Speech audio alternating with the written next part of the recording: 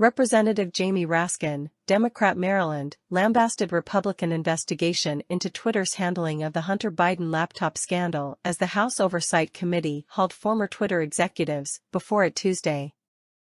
The hearing focused on a decision in October 2020 to restrict a link to a New York Post article on the laptop, which appeared to have violated platform prohibitions against sharing hacked materials. The social media company's ex-CEO Jack Dorsey has already expressed regret for the decision, and Raskin questioned the need for a congressional probe. The New York Post had reported contents it said were found on the president's son's laptop by a computer repairman. This morning we return not to focus on advancing this robust agenda of progress, but instead to take up an authentically trivial pursuit all based on the obsessive victimology of right-wing politics in America, said Raskin, the panel's ranking Democrat.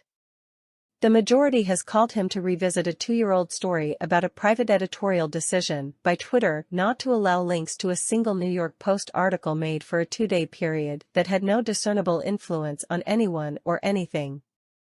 The New York Post published an article in its own pages, and it was carried by lots of other media outlets.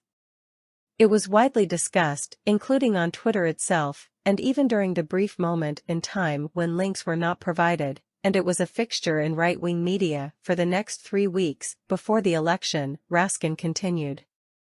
I think even the chairman and other members of this committee were out on TV and social media talking about it.